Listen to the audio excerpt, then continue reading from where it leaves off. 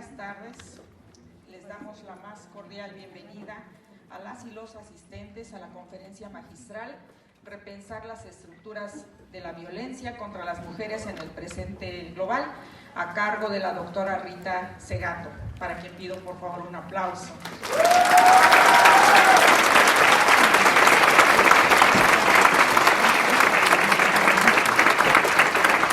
Agradecemos a quienes hacen posible esta actividad, a la Universidad Autónoma Benito Juárez de Oaxaca, a través del Instituto de Investigaciones Sociológicas que representa.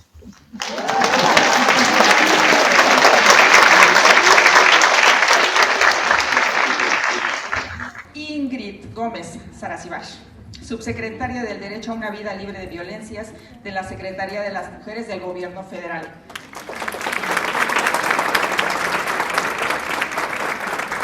Anaí Montserrat Sarmiento Pérez, secretaria de las Mujeres del Estado de Oaxaca, exalumna del instituto.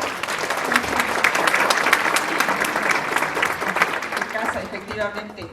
Y Anabel López Sánchez, directora general para la promoción para una vida libre de violencia, también exalumna del instituto. Por favor, Ingrid. Bueno, muchas gracias, evidentemente muchas gracias Rita, compañeras, todas. Yo no soy exalumna, pero me voy a ir a inscribir. Que sea el gran pretexto para quedarme en esta hermosísima ciudad, que siempre que vengo me maravilla. No conocía este hermosísimo espacio, así es que gracias a nuestras colegas coorganizadoras de este diálogo. A mí me tocó pues un poco la tarea de presentar a quien ya todas conocemos, que es a la doctora Rita Segato, y decir que pues sobre todo tengo una bonita semblanza que buscaré algunas partes para no tardarme, porque lo que queremos es escuchar a Rita. Pues he de decir un poco desde mi experiencia personal, creo que eso puede ayudar.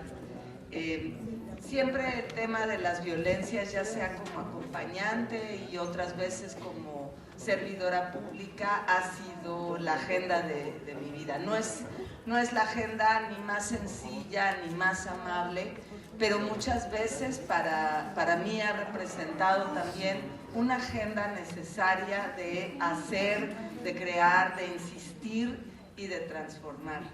Y Rita ha estado presente desde sus textos, desde los videos que a veces encuentro en las redes, sobre las charlas que da, como un espacio para el respiro. Y digo para el respiro porque también es como para reflexionar, para poner en cierto orden de repente todos estos dolores, las ideas que significan para quienes acompañamos víctimas de violencias, pues como una parte de nuestras cotidianidades.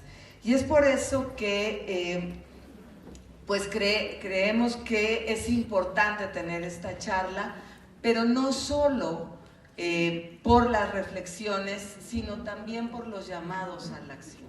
Creo que eso es fundamental del trabajo de Rita. Este trabajo ha sido reconocido en muchas ocasiones y está incluida, creo que eso todas lo sabemos, pero si no lo sabemos acá lo platicamos. Es una de las intelectuales más influyentes, ha recibido varios premios como el Premio Latinoamericano y Caribeño de Ciencias Sociales Claxo, y sobre todo, y esta es una de las partes importantes, es conocida, no es cualquier académica, no estamos hablando que hace teoría y práctica desde el escritorio. Me parece que Rita es reconocida por su compromiso con los derechos humanos, especialmente en lo que respecta a la violencia de género y la situación de las mujeres indígenas. Creo que varias hemos revisado sus libros y esta obra es tan vasta que abarca temas como la violencia, la discriminación, la colonialidad y también las respuestas o las herramientas feministas, que ha sido fundamental en la creación de estos espacios de diálogo, de reflexión, de encuentro. Ha colaborado desde el 2003 con organizaciones diversas de la Ciudad de México y de la Ciudad Juárez, y yo quiero resaltar la colaboración en especial con nuestras hijas de regreso a casa, en seminarios y talleres sobre feminicidio, que hoy siguen siendo material, pero espacios fundamentales en el quehacer de muchas y muchos, no solo en Ciudad Juárez, sino también en otras latitudes. Colaboró también con organizaciones de mujeres del Salvador, como Las Dignas, Ormuza, Las Mélidas y el Instituto Salvadoreño para el Desarrollo de la Mujer, entre otras. Hoy está con nosotros justo para abonar en estos diálogos, en estas reflexiones, que yo tengo que decirlo con dolor, siguen siendo vigentes, aunque tenemos una sentencia de la Corte Interamericana sobre lo que pasó en Campo Algodonero. Seguramente vamos a tener una más por el feminicidio de Lilia Alejandra Andrade, también en Ciudad Juárez, y sigue siendo vigente. Creo que la invitación acá, evidentemente escuchando a esta maravillosa compañera, tiene que ser cómo construimos, cómo transformamos. Las alertas ya no son lo sustantivo para cambiar la política pública, son importantes, no quiero que me digan de cosas, son importantes, pero no pueden ser ya lo sustantivo. Y ¿cómo hacemos para que la transformación cultural, la transformación de esos mandatos pueda ser lo normal y no tengamos que seguir acompañando víctimas, que los hombres no crean que tienen que seguir siendo nuestros violentadores? Yo lo dejaría hasta ahí. Les agradezco a todas y a todos los que hoy nos acompañan, y que entiendo que está siguiéndose una transmisión, ¿verdad? Una transmisión en el espacio virtual, que podamos encontrarnos y sobre todo que podamos dialogar. Esta será con Rita, una de varias, pero la invitación a que podamos seguir teniendo estos ejercicios que siempre son importantes. Muchas gracias a la universidad.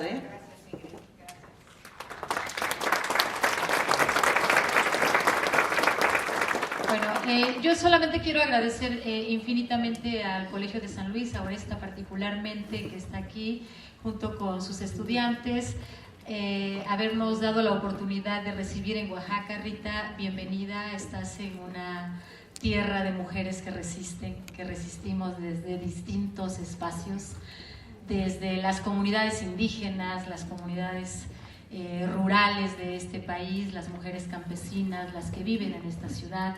Y pues bienvenida, y este lugar nos quedó chico.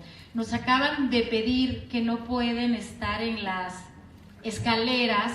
Les pediríamos que si se pueden poner atrás, porque Protección Civil, o sentarse aquí, a lo mejor quienes quepan, porque Protección Civil nos está llamando la atención por aquí.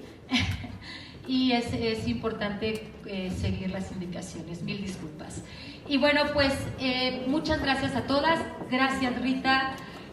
Gracias al Colegio de San Luis, Laura, a la universidad y a la Universidad Autónoma Benito Juárez, al Instituto de Investigaciones Sociológicas, a la Universidad Comunal, que también es una universidad que resiste, sin duda, que gracias por esta posibilidad, en realidad. Y Rita, tus enseñanzas para nosotras son centrales.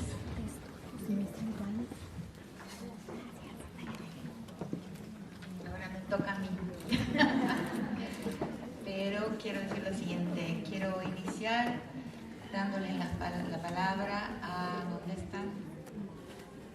Que suban un minutito y hablen sobre el tema de la hija y hermana de estas mujeres, que creo que es un tema, bueno, son tantos temas, ¿no? De mucho dolor en el presente, con mucha dificultad en tener esperanza. Bueno, buenas tardes. Ay, pues me lleno de profundo dolor. Yo soy Kisha Domínguez, soy hermana de Sandra Domínguez, desaparecida desde hace 6 meses. A los que conocen el caso, pues Sandra denunció a funcionarios de Oaxaca que hoy ostentan un cargo y que nunca han sido investigados. Eso me duele mucho porque a Sandra se le ha criminalizado, la han revictimizado tremendamente en el Estado. Los institutos que se supone que deberían de defenderla, la abandonaron. Y la verdad es que las veo a ustedes y me duele el alma, porque Sandra se sentaba a veces a desayunar.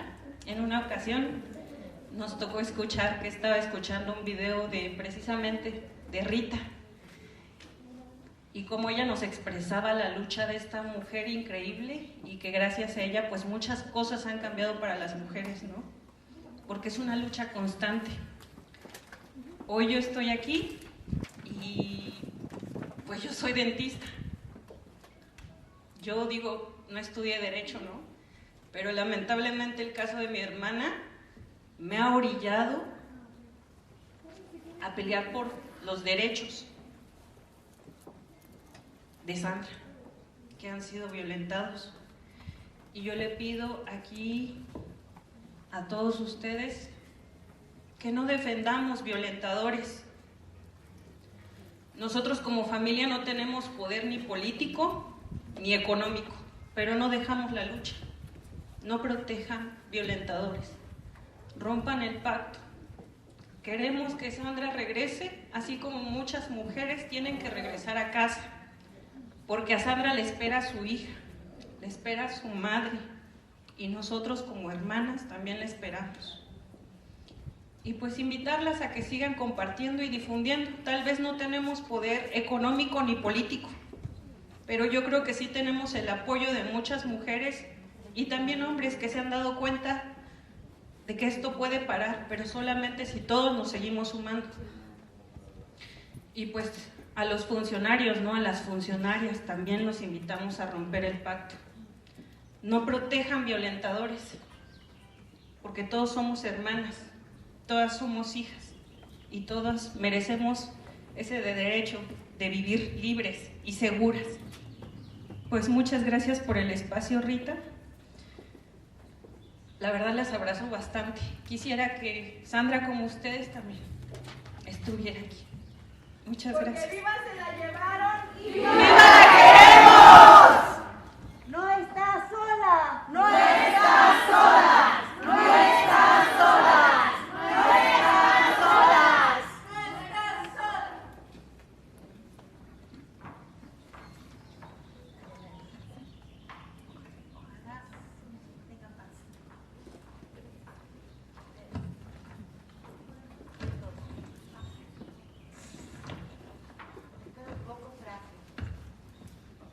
He enfrentado, he visto, he escuchado a lo largo de muchos años muchos casos.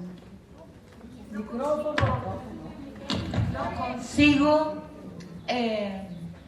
no tengo callo, no he creado callo. A pesar de trabajar con este tema tantos años de mi vida y ver el desastre crecer adelante de mis ojos y frente al esfuerzo de tanta gente como ustedes, como yo, como todas nosotras, y esto no cambiar, entonces estoy en un momento de gran fragilidad, de gran perplejidad. Entonces tengo una responsabilidad porque estoy aquí, debería decir algo, debería encontrar alguna solución, alguna esperanza, y tengo un problema, porque creo que lo que se ha decretado en el mundo hoy es que no existe más un Estado de Derecho. Y si uno que habla siempre, usa siempre la palabra derecho, derechos humanos, es una palabra vacía hoy. No hay más Estado de Derecho, no solamente en el caso de los feminicidios, de las fosas comunes, de los desaparecimientos, los casos mexicanos, sino en el mundo. Por eso, ¿no? Gaza es no solamente un caso de guerra, de destrucción, de holocausto, de exterminio, de genocidio, pero es una declaración del fin del Estado de Derecho global. O sea, no hay ley. Entonces, ¿cómo pensamos lo que nos sucede a las mujeres, que es nuestro tema aquí, cuando no podemos más decir, hablar de derechos como algo real, existente, que se puede activar, que existe? Yo no lo veo, no puedo afirmar que existe porque no lo veo existir. Y creo que la declaración de ese fin de los Estados, lo dijo la relatora de Naciones Unidas para Gaza, ¿no? Dijo que Gaza es el último clavo, el último golpe, en el último clavo del ataúd de la Carta de Derechos Universales. Entonces, yo digo algo más que eso. Voy un paso adelante y digo, no solamente es el fin de la Carta de los Derechos Universales del hombre, de la mujer, de las personas, del ser humano, sino que es una nueva declaración. Y es una declaración de algo que ustedes en México ya lo conocen. Y también nosotros en Argentina, desde el tiempo de la dictadura, lo conocemos. Pero ahora está declarado, explícito, exhibido, el hecho de que el poder de muerte es la ley. Entonces, ¿cómo hablo yo a una platea? ¿Cómo le hablo a ustedes? ¿Cómo me hablo a mí misma? ¿Cómo reflexiono sobre una situación en la cual se nos está diciendo que el poder de muerte es la ley? Es la verdad. Entonces he optado por declararme exhumana. No soy más ser humano. Desprecio profundamente esta especie que me vio nacer. No quiero ser parte de ella. Es algo muy radical, pero lo siento profundamente en mi corazón, que desprecio profundamente la especie a la que pertenezco. Entonces, estamos todas nosotras, todos los aquí presentes y todas las personas que también están en esta misma situación de gran perplejidad, obligadas a pensar nuevo, ¿no? Pensar con otras palabras, sustituir las palabras que hemos usado todo el tiempo, ¿no? Yo no tengo ese poder, esa potencia intelectual como para decir que puedo hacerlo. Nadie lo puede hacer solo o sola. Es un trabajo mancomunado, colectivo. Esto de repensar la política, repensar las palabras y repensar las soluciones posibles ante prácticamente un fin de mundo como el que la historia está enfrentando en este momento. Es un apocalipsis. Me gustaría mucho, inclusive tengo curiosidad por saber la opinión de ustedes por lo que estoy diciendo en este momento. Si me pueden contradecir, si me pueden decir, estás equivocada, voy a ser la persona más feliz del mundo, ¿no? Pero es difícil. Yo misma busco la contradicción a esto que acabo de afirmar y no la encuentro. Desesperada, ni duermo bien, pensando, estoy equivocada, entonces ¿cómo lo hacemos? ¿Por dónde vamos? Y he pensado muy pequeñas cosas, ¿no? Que había anotado aquí, ya puse varios comienzos para esta presentación. Una idea que se me ocurre porque estoy frente a personas que son funcionarias públicas, ¿no? O por momentos en su vida son profesoras y han también trabajado en el funcionalismo. Y recordé de repente mi vida de 35 años como profesora en la Universidad de Brasilia. Y Brasilia es la capital del Brasil, donde está todo el funcionalismo público brasilero, federal, digamos, de la nación, el funcionalismo nacional, que gestiona la nación. Entonces, durante ese mucho tiempo que di clases de antropología y después de derechos humanos y de bioética en esa universidad, muchos funcionarios y funcionarias públicas venían a tomar las clases. ¿Y yo qué sentía? Y eso quería decirlo aquí. Sentía que esas personas que trabajaban en el Estado, en un determinado momento empezaban a sentir que estaban dando vueltas en círculos, andando y llegando al mismo lugar, ¿no? Entonces eran derechos, políticas públicas, acciones, proyectos, programas, y volvían al mismo lugar y no salían del lugar y venían entonces a tomar clases a la universidad. Y eso me hizo pensar mucho sobre mi papel. ¿Clases de qué? Ahí revaloricé y sin ningún pudor el pensamiento teórico. Sin teoría no se puede caminar. Sin teoría no se puede preguntar qué es lo que la inteligencia artificial no puede hacer. A ver. No, lo que no puede hacer es preguntar. Puede preguntar sobre datos, pero colocar preguntas nuevas, que es lo que necesitamos, no puede hacer.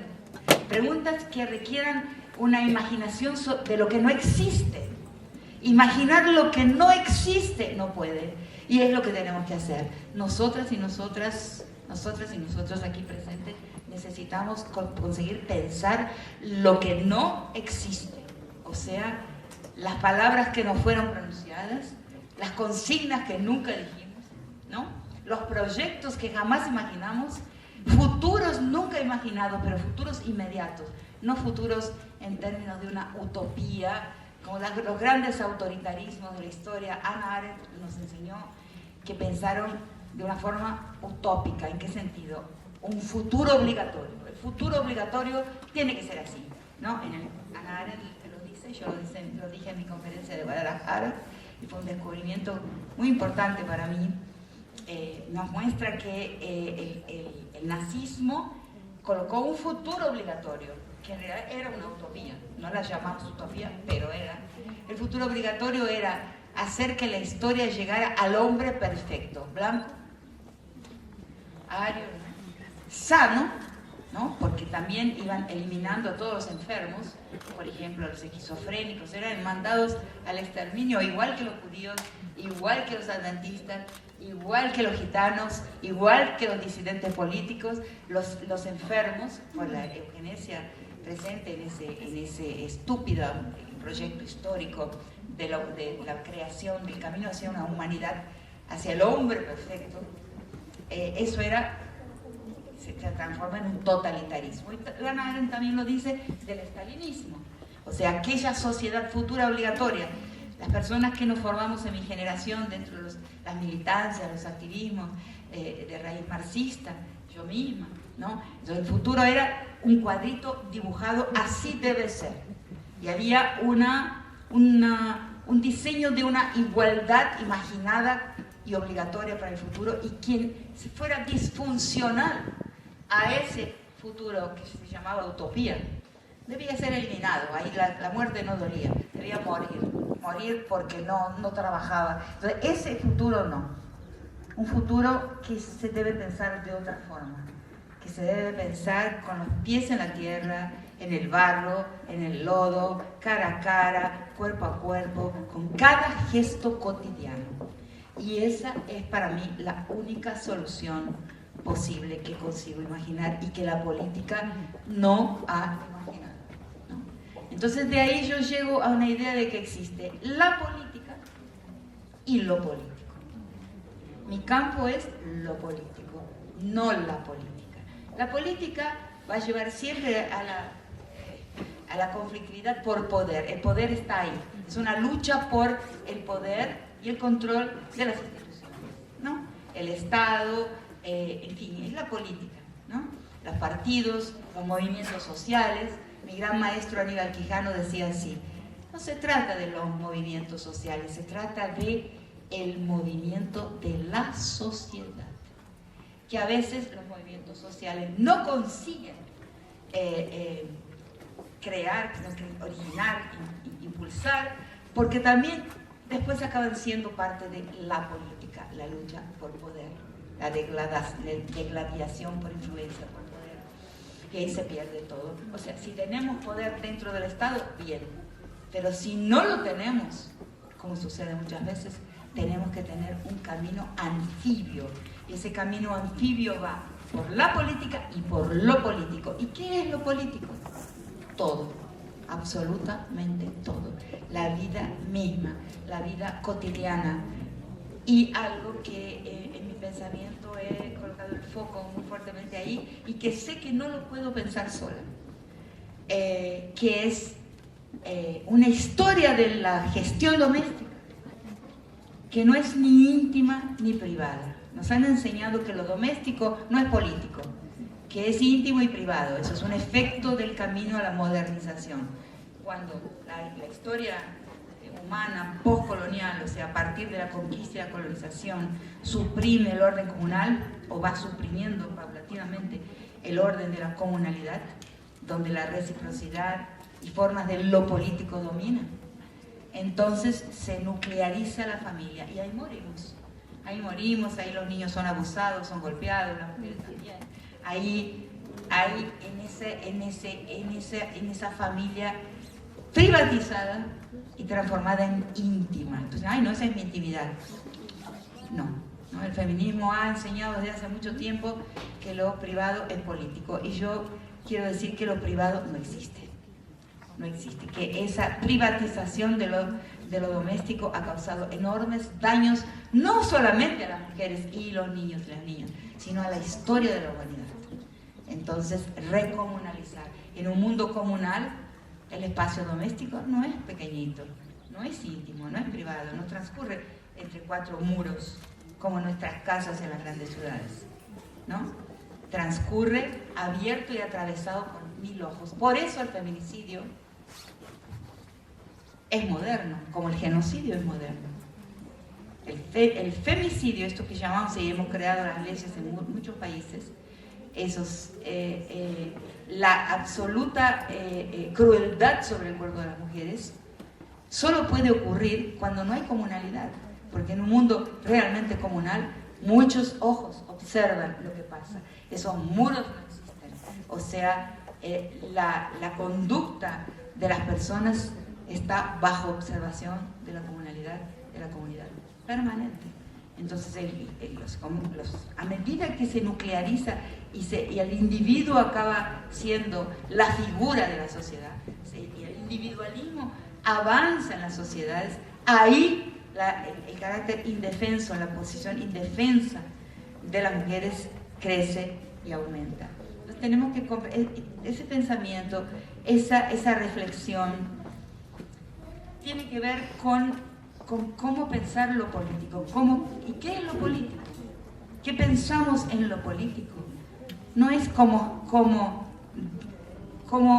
atrapar las riendas del control, que es otra cosa. Pensamos cómo reencaminar el rumbo de la historia hacia otro destino. Yo lo defino así. La gran cuestión que todas las personas aquí presentes e interesadas en un bien que no existe, ¿no? En salir de esta penuria y de esta despreciable especie de la que formamos parte, hacer que esa especie vuelva a ser apreciable, vuelva a ser confiable, como no está sucediendo en el momento presente, es querer encaminar el rumbo de la historia hacia otro horizonte que sea más benigno, más compasivo y más feliz, porque la infelicidad reina. O sea, yo creo que el mal es infelicidad. Yo creo que las personas malas son primero infelices y después malas.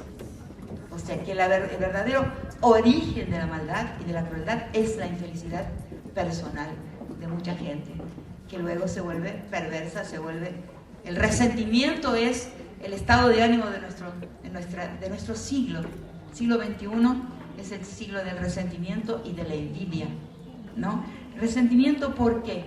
¿No? Entonces me empecé a preguntarme, inclusive por los dramas que vive mi país, ¿no? La situación tristísima, lamentable de la Argentina en este momento, y veo el resentimiento como algo que impulsa esta situación. ¿Y por qué la humanidad está resentida, ¿no? De esta manera, como para causarle daño a los demás? Yo creo que hay razones para ese resentimiento. Creo que el resentimiento se origina en muchas promesas no cumplidas, en promesas no cumplidas de la modernidad, justamente, ¿no? De la colonial modernidad, como decimos desde mi perspectiva teórica, en la que para hablar de modernidad siempre hablo de colonialidad junto, porque no podría existir modernidad si no hubiera existido conquista y colonización.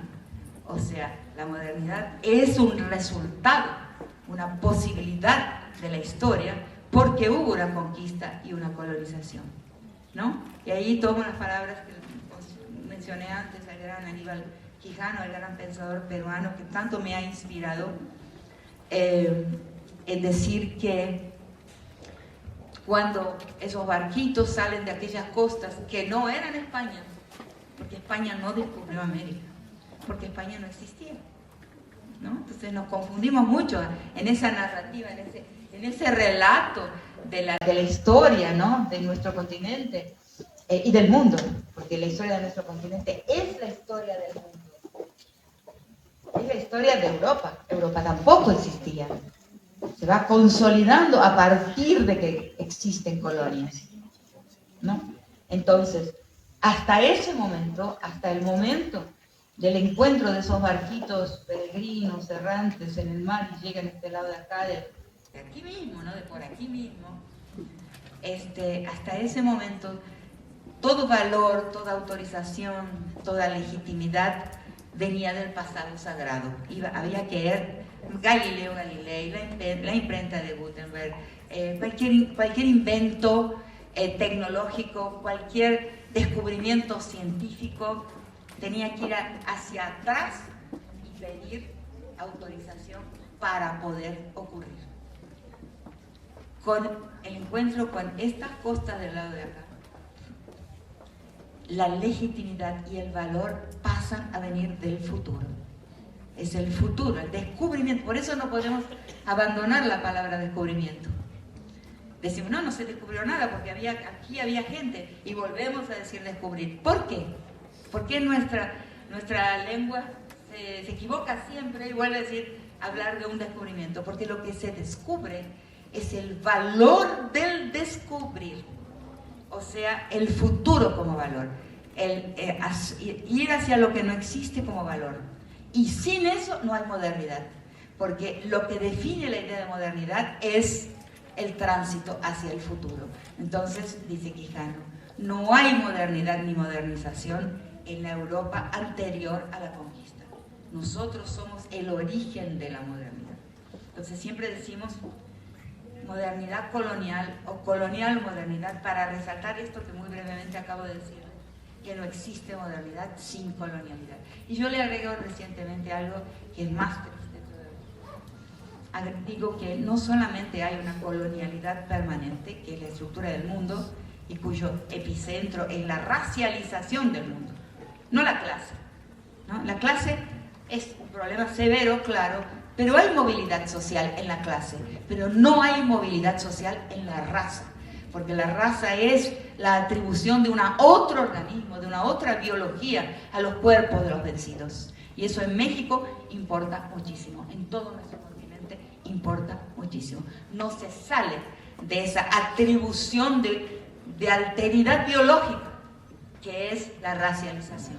Por eso la raza fue la invención más rendidora, más lucrativa de la historia de nuestra especie, la racialización, porque se inventó que existen cuerpos que no pueden salir de su lugar, y países y pueblos que no pueden salir de su lugar, porque están marcados por la derrota histórica de la conquista.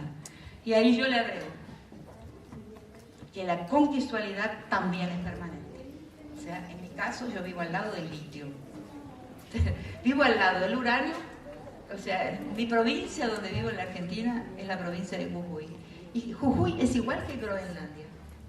Tiene a 10 kilómetros de mi casa un cerro de uranio casi en estado puro, que es radioactividad antes de que lo toquen. Litio, la cuarta reserva del litio más grande del mundo.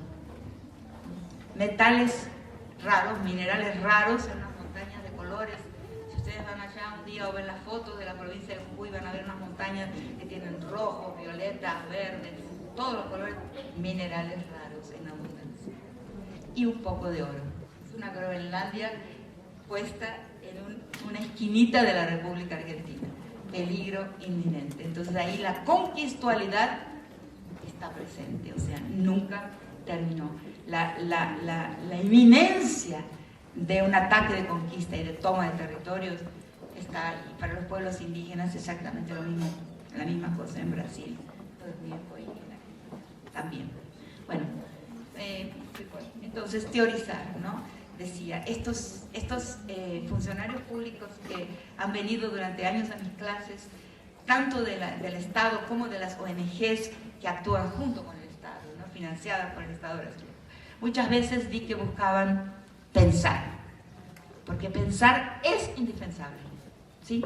Hay que actuar, pero actuar sin pensar, nos vamos a dar cuenta que al rato estamos dando vuelta en sí.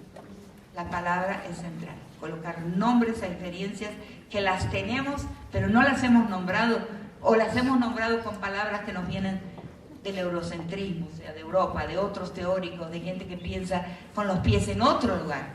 No nos sirven. Pensar y nombrar la experiencia desde acá, nuestras experiencias desde acá, es absolutamente central e importante para poder contribuir con ese esfuerzo de empujar la historia para un otro destino, para un otro horizonte, para un otro rumbo. Entonces, ¿cómo pensamos en este momento tener otras metas? O sea, dentro del feminismo, un error del pensamiento feminista, ¿no? Todo un grupo grande de mujeres que voy encontrándome y que todas nosotras tenemos ese peligro también, de que piensan que tomar el poder del patriarca, o sea, a mí me ha pasado hasta recientemente en una gran ocasión en la Universidad Complutense de Madrid, con un público enorme también, y que justamente la persona que me había invitado a estar ahí, una niña muy joven, yo me sentía muy vieja frente a esa niña, parecía un elefante en una cristalera, porque la niña era muy jovencita, pero una feminista muy conocida ya. Levanta la mano y dice, nosotras las mujeres tenemos que tomar el poder. No, ¿cómo digo acá sin ofender a nadie? Que no es lo que yo pienso. El poder es una mala palabra. El poder es una mala palabra. Sí, empiezo a pensar desde ahí, ¿cómo decir que el feminismo tiene que crear otras metas? Que son metas de felicidad, ¿eh? No son las mismas metas del patriarca. No es lo mismo que un patriarca desea o que un machito quiere. No es lo mismo. Entonces, ¿cómo es una felicidad pensada desde la feminidad? Desde una experiencia vital e histórica también, femenina. ¿Cómo es? ¿Cómo es ser? No basta el cuerpo para ser mujer, para ser femenina, para ser parte de la historia de las mujeres.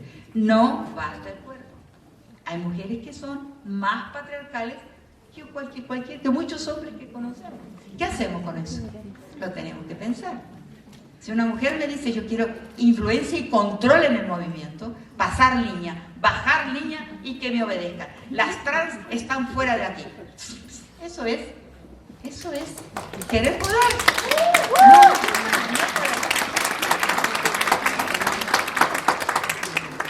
Entonces, es necesario pensar en la idea de qué sería tener conciencia de género. Porque, como he dicho mucho últimamente, son nuevos descubrimientos que voy hablando y que voy ampliando. En cada conferencia pienso un poquito más, en voz alta. Yo me gusta pensar en conversación, ¿no? No es una exposición desde alguien que ya sabe, desde alguien que viene pensando desde hace mucho tiempo y que ha pensado muchas cosas así, y que ha escuchado a sus públicos, porque eso sí me gusta mucho. Entonces,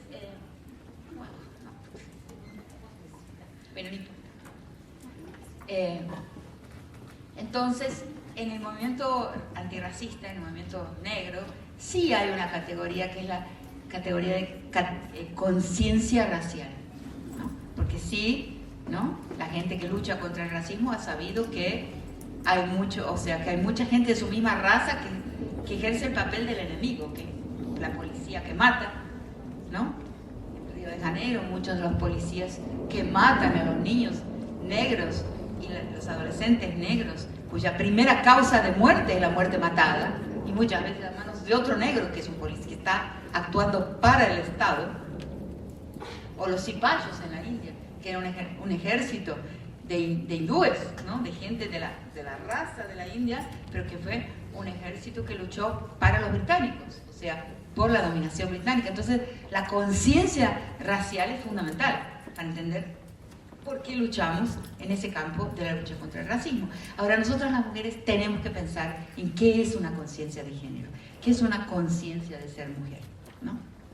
O sea, ¿cómo es diferente? O sea, si yo me pongo a desear como metas políticas las mismas cosas que el patriarcado desea, por ejemplo, el poder en este caso, la obediencia es masculina, no es femenina.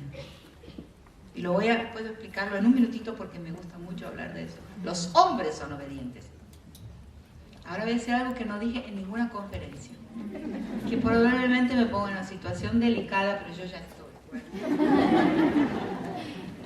Yo siempre digo que la masculinidad es corporativa, ¿no? En un primer momento hablé de los hombres cuando escuché a los violadores en la cárcel, y ahí empieza mi teorización, y una teorización que voy a hacer una digresión importante ahora, está en dos casos contemporáneos que están en la boca de todo el mundo. Uno, el caso Pelicot. El caso Pelicot es prácticamente una puesta en escena de modelización de las relaciones de género. Y lo voy a explicar en un minuto.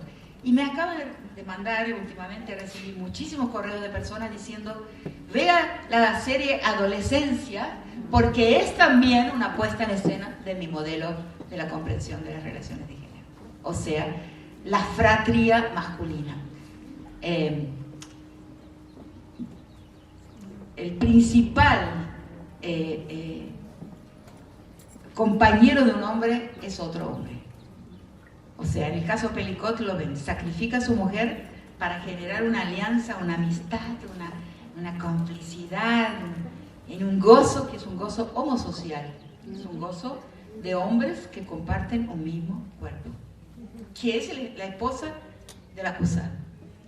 ¿Se dan cuenta? Es lo que he dicho toda mi vida sobre la violencia de género desde que escuché con un grupo grande de estudiantes míos en 1993, en 1992 y 93 a los condenados por violación, sentenciados por violación en la cárcel de Brasilia. Los escuchaba cómo el acto de violación que habían cometido, en realidad su interlocutor principal no era la víctima, sino los otros hombres. Estaban exhibiendo algo, demostrando algo, para titularse ¿qué? Titularse hombres, como el título fundamental que una persona humana que lleva un órgano, bueno, en Argentina decimos una cosa muy vulgar, con la edad me he vuelto un poco más espontánea. Bueno, pero lleva esa cosa en el cuerpo, entonces, pero no basta llevar esa cosa en el cuerpo, hay que demostrar que se la merece, y para demostrarlo hay que exhibir algo. Y eso es la base de todas las guerras, el mandato de masculinidad, que en aquel momento yo le llamo la fratria masculina, la hermandad masculina, la fraternidad masculina, falta una palabra de las antiguas que usaba, bueno, no importa, ya entendí. Más recientemente me doy cuenta de que en realidad se trata de una corporación, de que la estructura de esa fraternidad es corporativa. Y las dos características centrales de cualquier corporación hay dos. Una, que la principal lealtad es la lealtad, más que la lealtad a la familia, a la propiedad, a la riqueza, a la dignidad humana, a la vida. La lealtad central en la corporación, que es la fratria masculina, es la lealtad corporativa. En toda corporación, la lealtad, en cualquier mafia, en cualquier cualquier corporación de las que conocemos, el ejército, la policía, los jueces, el mundo corporativo de la justicia, la universidad, la academia, en fin, todas las estructuras están siendo progresivamente corporativas en el mundo de hoy, lo que es un desastre. La primera corporación es la masculinidad, o sea, mi lealtad es, antes que nada, el pertenecimiento al grupo de hombres, o sea, a la fratria, ¿no? La segunda característica es la jerarquía, o sea, la corporación es jerárquica y la masculinidad es jerárquica. Nosotras las mujeres no tenemos una, a pesar de que ciertos feminismos quieran crear dentro del feminismo una jerarquía femenina, no, eso no es parte de nuestra historia ni de nuestra estructura como mujeres, ni de la acumulación de experiencia social a lo largo de milenios. No es la jerarquía, como mucho la madre, como mucho, ¿cierto? Que es una jerarquía de, digamos, de autoridad y no necesariamente de poder, que autoridad y poder, según Weber, no son lo mismo, y yo acepto esa diferencia. Autoridad y poder no son lo mismo. Entonces, la masculinidad sí existe el macho alfa. Entonces, ¿por qué hice todo este merodeo, esta vuelta? ¿A dónde voy a llegar? Al momento presente. Voy a llegar a los Estados Unidos con una especie de algo que parece un chiste, pero que en realidad no es un chiste, es un análisis, por parte, y lo creo. ¿Quién es el macho alfa en los Estados Unidos en este momento? El Trump. El hombre más rico del mundo. Y el otro es el macho beta. Y lo está obedeciendo. Y el macho alfa no tiene lealtades nacionales. Entonces el macho beta está deslumbrado, es una característica, lo he visto en los sentenciados, lo he visto en los violadores y lo veo todos los días en los hombres. Los hombres se deslumbran por la posición alfa de algún pariente, por ejemplo, el tío más rico, el académico más brillante, el político, wow, el tío político, o sea que el padre que viene y le dice a su hijo, hijo, eres un hombre. La masculinidad es eso, alguien que da la palmada en el hombre, en el hombro. Acabo de descubrir esto, en el hombro del hombre. Alguien que le da la palmada y le dice, te has transformado en un hombre con el mejor premio que un niño, que un joven, que un adolescente puede recibir. ¿Sí? Hasta que eso no caiga por tierra, ese mandato de masculinidad, el mundo no cambia. Entonces eso es lo político. Cambiar eso es caminar en el tránsito de lo político. Y los hombres lo perciben, porque lo he visto en hombres viejos, en hombres jóvenes. ¡Linda ese gato! ¡Gracias! ¡Abajo el mandato de masculinidad! Yo digo, hombre, eso es verdad, existe, porque maltrata a los hombres también. Porque es un destino terrible para los hombres también, tener que demostrar constantemente, todos los días de su vida, ¿no? Que tienen que hacer algo, a veces perverso, a veces maldito, a veces de extrema crueldad, para que otro hombre le ponga la mano en el hombro y le diga, eres un hombre. O sea, la masculinidad es un espectáculo. Si no hay espectáculo de masculinidad, la masculinidad no existe como lo que conocemos, existe como lo que debería ser, como existe en el mundo comunal. Y eso, lo que estoy contando, es algo que es una realidad que avanza con la modernización, que avanza con el capitalismo, que avanza con el mundo que conocemos, avanza por allí. Entonces, lo primero es la conciencia. Lo primero es la conciencia inclusive de los propios hombres. Entonces, el pensamiento feminista, el esfuerzo feminista no es por las mujeres. No creo en un feminismo guetificado.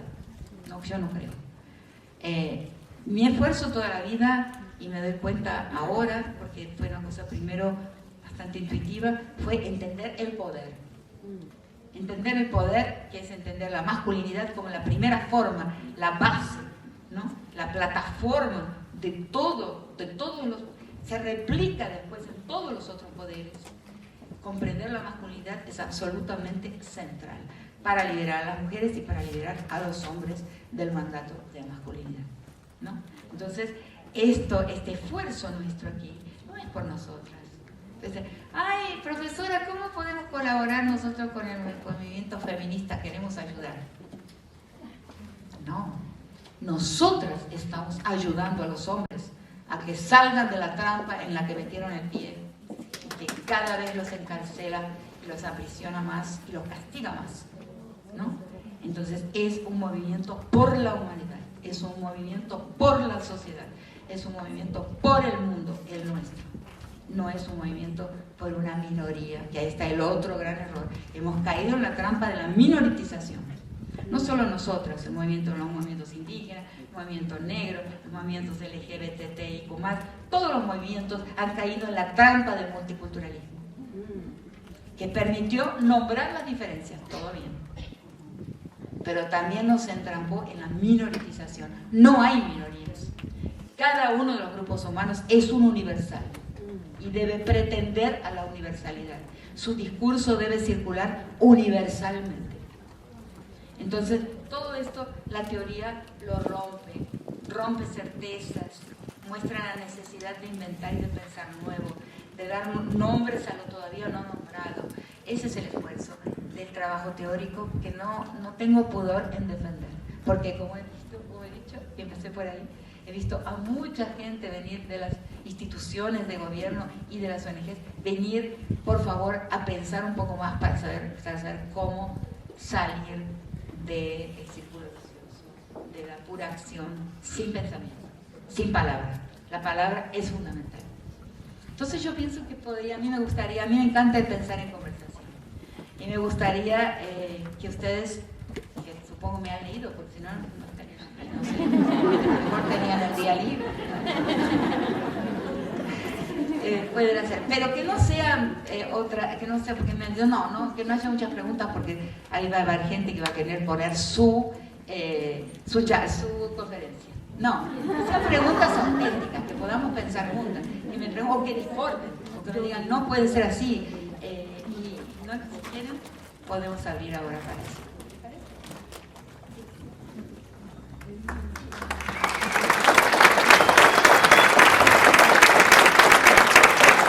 Conseguí alegrarme un poco, porque empecé realmente muy mal, sin mucha condición de hablar, porque no me sentía capaz de dar esperanza. Y el que habla siempre tiene ese papel, ¿no?, de generar esperanza, de generar esfuerzo en una dirección, digamos, con optimismo. Y yo, con la cuestión de Gaza, con la cuestión que acabamos de escuchar, de la abogada, defensora de derechos, desaparecida desde hace 6 meses por defender derechos, todo eso le dificulta mucho promover la esperanza en el público, en las personas que me escuchan. Entonces vamos a pensar juntas. Sí. ¿Quién organiza? Yo, no te preocupes. Intervenciones concretas, por favor.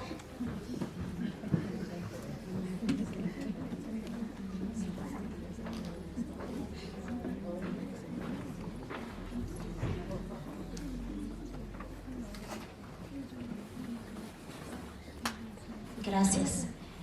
Hola, mi nombre es y quiero hacer una pregunta muy específica.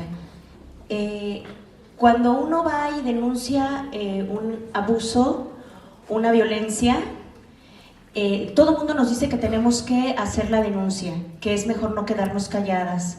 Pero lo que nadie nos dice es que cuando vas y lo haces, lo que va a suceder es que vas a abrirle la puerta a que esa violencia se haga más grande y que se siga perpetuando. Porque la gente a la que denuncias, la gente que te rodea, se cansa de ti, se cansa tu familia, y más cuando esa violencia ocurre dentro del núcleo familiar. Y las consecuencias y la soledad y el aislamiento recaen en la persona violentada. Y nadie nos prepara para eso. No obstante, solamente nos dicen, ve y denuncia, vas y denuncias. En Oaxaca, cuando yo fui a denunciar, me lo dijeron clarito, el 98% de las denuncias por violencia de género quedan impunes, solamente el 2% obtienen justicia. Entonces nadie te prepara también para el dolor y uno empieza a estar en este proceso de sanación y de tratar de encontrar algún camino. Pero realmente, ¿qué me puedes decir de esto, no? Porque yo me encuentro realmente muy perdida y entre terapias, el apoyo con otras mujeres maravillosas, aquí mi círculo de lectura, nuestro círculo de lectura, la poesía que escribo y en fin, finalmente estoy sola y muchas veces me ronda por la cabeza la idea de que no debí de haber abierto la boca y de haber mandado a madrear al tipo que me hizo lo que me hizo. Y a veces también me ronda por la cabeza que esto es lo único que hay, que no hay para dónde hacerse, me canso y a veces hasta me quiero morir.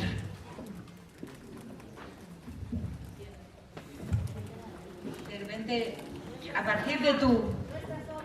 No, pero a partir de tu pregunta, he pensado a veces en ese tema, en ese tipo de cuestión, por ejemplo, abusos que suceden dentro del mundo de las instituciones de enseñanza, ¿no? En Perú, también en Colombia, he escuchado y he sido llamada a pensar también sobre mujeres. En mi universidad mismo, una estudiante de Derecho fue abusada, fue acosada por un profesor durante muchos años y cuando terminó, le consiguió terminar la carrera, evitando ese acoso, encontró que él la estaba también castigando en el mundo del trabajo, en el mundo laboral. Entonces dejó una carta, se fue a un parque nacional y se suicidó. Y tremendo, o sea, hay mucho. Entonces he pensado mucho en esta cuestión para los abusos y acosos en mundos institucionales educativos. Y he pensado y ahí me he inspirado, voy a hablar lo que así suelto, porque es una pregunta por la cual no tenemos muchas respuestas, y yo no voy a posar de que soy alguien que tiene la respuesta para eso, porque la ley no lo es. Yo inclusive hoy, después de lo de Gaza, hablo de una ficción jurídica, ¿no? O sea, nuestro mundo vive una ficción jurídica. La diferencia después de Gaza, perdón que me desvíe hacia un tema que me obsesiona, es que esa ficción jurídica era como un sagrado. Creíamos en la ficción jurídica. Entonces, ve y denuncia. Había una fe jurídica. Eso lo dice Giorgio Agamben, que la justicia es una forma de fe, de sagrado, nada más. Voy a seguir por eso las preguntas son muy estimulantes. Voy a seguir con un poquito más de la digresión y después te contesto con lo que creo que podría ser una respuesta. Por ejemplo, por muchos años por más de 10 años, acompañé a la Fundación Nacional del Indio en Brasil a llevar las noticias sobre derechos a las mujeres indígenas de todas las regiones de Brasil. Y cuando llegaba me daba cuenta de que muchas de las mujeres indígenas con las que estaba hablando nunca podrían llegar a un tribunal, porque para llegar a un tribunal son 5 días de viaje en un barquito, después un barquito más grande, después en un avioncito, hasta llegar, era muy lejos. ¿Para qué le estábamos contando la ley Mariana Peña contra la violencia doméstica si no llegarían nunca a una corte? Y ahí me di cuenta que la justicia no existe y no deja de ser una ficción jurídica si cada persona no se transforma en juez. O sea, si no, inclusive aquí mismo, o en el DF, o al lado del Palacio de Justicia, si cada persona que está en la sociedad, cada ciudadano, aquellos que llamamos ciudadanos, que no hay mucho, ¿no? Pero es también la ficción ciudadana. Pero si cada una de esas personas no se transforma en un juez de la ley, no sabe que existe la ley, no sabe que puede juzgar y no juzga en persona, no levanta el dedo y no juzga en persona, la ley no existe. Solo existe si existe, primero obtiene una eficacia simbólica al nivel de todas las personas de la sociedad o de la mayoría de la sociedad. Si no, no existe. Entonces, en nuestro caso, podemos decir el caso que está arreglado, no existe. No existe. Si el propio funcionario que recibe la denuncia, como en el caso de la niña desaparecida, no es un juez de la ley, él mismo no es un juez de la ley. La ley no existe, ¿no? Es una ficción, pero mal, o sea que ni siquiera necesita crédito. Entonces, para el caso de las universidades, de las escuelas, que es a donde más me consultaron sobre ese tipo de, sobre acosos y abusos y violaciones terribles a veces, yo pensé en un tema que es un tema de mi disciplina, que es la antropología, que es el pluralismo jurídico. O sea, cómo una comunidad juzga, procesa, ¿no? Procesa y condena. Y entonces pensé que tiene que haber, si no hay simultáneamente, dos tipos de juicio. El juicio de Estado. Vas al balcón de la policía, vas al balcón de la fiscalía, haces la denuncia, ves un proceso, podrá demorar años, el juicio de Estado. Pero si en paralelo, en lo que llamé antes del camino anfibio, de la política y lo político, que debe ser siempre un camino anfibio, porque si no hay un camino de lo político, también la política no camina y retrocede todo el tiempo. El camino es por dentro y por fuera del Estado. Si no hay un camino simultáneo por fuera del Estado, el del Estado acaba traicionándonos siempre al final. Eso es lo que vemos, es pendular, va y viene. Pero lo sustentamos si hacemos fuera del Estado un camino de lo político, del cuerpo a cuerpo, de la vida misma, y juicios inclusive, ¿no? En el caso de mi país, los juicios, por ejemplo, a los genocidas de la dictadura militar, que no son escraches, ahí hubo un gran error en llamarles escraches, fueron juicios populares. Entonces yo creo sí que deberíamos remontar, reconstruir en nuestras sociedades los juicios populares, que en el mundo indígena eran los juicios comunales y que en muchos lugares de México todavía existen. Ir a aprender de las, allá en el sur de México, ¿dónde es que están importantes estructuras de juicio comunal? En Guerrero, sí, bueno, en Guerrero hay, entonces, en Chiapas también. Entonces, reaprender en el mundo indígena, porque eso es el pluralismo jurídico, cómo se realiza, cómo es la lógica de los procesos, qué es un crimen, cómo se, por ejemplo, en las sociedades indígenas, en la sociedad de estructura comunal, el crimen es más una herida a la posibilidad de vivir comunalmente, es una herida a la sociedad. Y la sentencia es más un proceso de cura de la sociedad, de cura de la comunidad para que pueda reconstruirse y seguir viviendo junta, que el castigo. O sea, la justicia, ahí cambia la idea de norma, eso es todo un tema enorme, estoy viendo algunas ideas. En el mundo de la justicia positiva, esa que nos traiciona todo el tiempo, la norma es proscriptiva, o sea, vos cometés un crimen y cae la guillotina y te corta el cuello. O sea, el castigo es el fin de la sentencia. En las sociedades comunales, el proceso y la sentencia es un pensamiento para que se pueda reconstituir la comunalidad, reconstituir la sociedad. Y son lógicas completamente diferentes de lo que es justicia y de para qué es la justicia. Pero lo importante es que hay una modalidad de formación de proceso y de quien juzga, o sea, de aquellos que están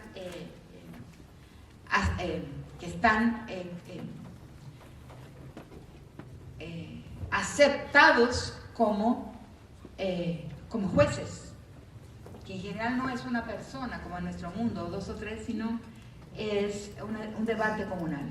O sea como sea, yo sí creo que en los casos a veces como el que la compañera está contando aquí, juicios y sentencias comunales en medio de la sociedad serían una forma importante de tratarlos, y darles una formalización. O sea, esto no es el derecho por mano propia, el castigo por mano propia, esto es una otra justicia que estamos reconstruyendo y que estamos ejercitando. Y vos tenés ahí alrededor tuyo una comunidad que actuaría junto a vos para procesar, juzgar y condenar o no, porque tiene que haber, ahí entra el otro tema, que también existe dentro del feminismo y al cual me opongo, que son los linchamientos sumarios. No estamos hablando de linchamientos sumarios, estamos hablando de juicios que llevan tiempo, donde hay un derecho a la defensa, o sea, donde hay un debate entre el acusado si lo acepta. Si no lo acepta es porque ya está condenado. Si no lo acepta es porque ya es culpable. Si lo acepta es porque cree que de alguna forma puede y debe defenderse. Pero reconstruir la justicia no estatal para mí es urgente y es importante, y hay quien todavía la ejerce en México, ¿no? Esa sería mi respuesta.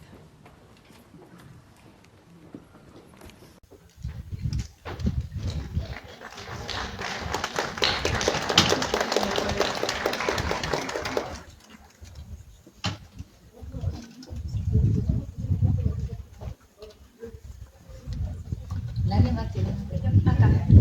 Yo de este lado. Hola Rita. Yo tengo una pregunta tanto para ti como para la audiencia. Últimamente he venido pensando en cómo es posible, sí, creo que sí es posible, pero cómo hacer estratégicos para convencer a los varones de renunciar a los beneficios que tienen dentro de un sistema patriarcal. Creo que es más o menos fácil después de concientizarlos de los mandatos de la masculinidad y sobre todo de aquellos que les afectan, como no, los hombres no lloran y entonces termina en suicidio, termina en agresiones. Creo que es fácil un poco de repente entrarle por ahí por las agresiones que hay contra ellos, pero de ahí a que renuncien a posiciones como más altas, hablando tipo de Elon Musk o como la masculinidad como más hegemónica, de repente ahí es donde yo me trabo. Entonces no sé si tú tienes algunas ideas. De repente yo he escuchado por ahí que muchos varones están pensando en cambiar sus formas de interactuar porque ya no encuentran pareja, pero luego tenemos a los incels y que prefieren ser como celibatos y bueno, hay algunos grupos que prefieren como alejarse de las mujeres, pero también hay otros que dicen, no, sí voy a cambiar porque yo ya no estoy encontrando pareja, pues las mujeres de ahora quieren otras cosas. De repente siento que a lo mejor va por ahí la respuesta, pero de repente he escuchado a Connell que dice que un poco renunciar a la masculinidad de repente pareciera que es tratar de convencer a los capitalistas de renunciar a sus utilidades y renunciar a sus beneficios, que puede que haya algunos, pero no realmente. Entonces, no sé si tengas ideas tú o alguien de la audiencia, y creo que es un poco la pregunta del millón. Es una pregunta amplia. Bueno, de una forma primero intuitiva y después, más recientemente, comprendí lo que hice la mayor parte de mi vida. Mis escritos todos son sobre la masculinidad, en realidad, no sobre la feminidad. Si ustedes observan, yo no me daba cuenta, pero hablé casi siempre sobre la masculinidad. Entonces, inclusive primero con el trabajo con los sentenciados por violación, pero después con los muchos trabajos que hice y peritajes, inclusive el más reciente, que es un peritaje sobre la violencia sexual en el conflicto armado colombiano. Acabo de terminarlo. Entonces, son siempre trabajos sobre también la violencia sexual en la guerra, en las nuevas formas de la guerra, pero siempre es la masculinidad. Entonces sí veo, y hay también varias digresiones a partir de tu pregunta. Por un lado, los jóvenes está habiendo una dificultad enorme en las relaciones entre géneros. O sea, es casi imposible, ¿no? Casi relacionarse en los ambientes de jóvenes en los que contemplo, los que tengo acceso para ver, sin el Tinder. La persona entra al Tinder y dice, tengo ganas de tener sexo, yo también, no se ven nunca más y ya está. Es casi como una función fisiológica de necesidad, pero no hay relación, no hay más. Pero porque ahí hay otro tema que no es exactamente la respuesta a tu pregunta, pero que me parece interesante mencionarla aquí. Yo al feminismo norteamericano le llamo feminismo pilgrim, de los peregrinos puritanos fundadores. El Me Too no es el ni una menos. Tengo en este momento un gran altercado con organizaciones que han llevado el Me Too al Brasil como la forma de la defensa de las mujeres. Y fíjense la diferencia entre el Me Too y el ni una menos. Yo también, otro mundo. El ni una menos, nosotras. Ninguna menos de nosotras. En la propia construcción gramatical de la consigna, ustedes ven dos civilizaciones, una que queda al norte de esta frontera y la otra que queda al sur de esta frontera. Todos nosotros, porque México es no solamente la frontera mexicana con los Estados Unidos, sino la frontera de una civilización entera con los Estados Unidos, de México hacia la Tierra del Fuego. Y ahí es el nosotras lo que impera, la comunalidad todavía existe. Fragmentada, rasgada, pero jirones de comunidad en nuestras cocinas todavía existen. Entonces somos nosotras. Entonces, ese feminismo pilgrim ha implantado ese miedo, ¿no? Si yo te miro 2 minutos más, ya estoy acusada de acoso. No puede ser, es que no puede ser. Hay una dificultad de la relación entre varones y chicas que no puede ser, que está equivocada. Tiene que haber la posibilidad de un diálogo. ¿Me gustas? No te gusto, no sé qué. De un diálogo donde haya dolor, donde haya obstáculo, donde haya conflictividad que se tiene que resolver entre pares. Y eso está siendo suprimido del mundo, y eso es una dificultad muy grande para que puedan existir relaciones amorosas, ¿no? Que creo que lo mencionaste como parte de tu pregunta, y que es necesario tratarlo de otra forma y entender que nuestro mundo es otro, y que la relación y el límite, no te pongo un límite, ok, bueno, está bien, me voy. Claro que tiene que existir, pero tiene que existir el riesgo, que no es un riesgo de acoso, es un riesgo de relación. Toda relación tiene un riesgo. Y tenemos que aceptar eso, y es parte de la vida. Y tenemos que, ahí está, construir nuestro propio mundo de relación entre géneros, de conversación entre géneros, o a veces de personas del mismo cuerpo, pero que tienen una sexualidad homosexual, pero que también existe también los mismos problemas, la misma dificultad, ¿no? Del acceso, del acoso, lo mismo. Pero estamos muy infiltrados por una manera de ver la sexualidad que no es la nuestra, que no es la de nuestro mundo. Yo defiendo esto y los pongo a ver qué piensan, si estoy equivocada, pero yo en mi mundo quiero que las personas puedan debatir sobre lo que quieren y lo que no quieren, y puedan convivir sin tenerse miedo. Y lo que está pasando en el momento presente es ese miedo que en tu pregunta estaba presente.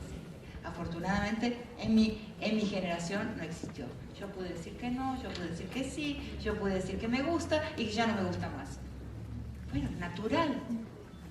Y hoy es arriesgado, ¿no? Lo veo en muchos muchachos, lo veo en madres que me dicen: mi hijo se suicidó.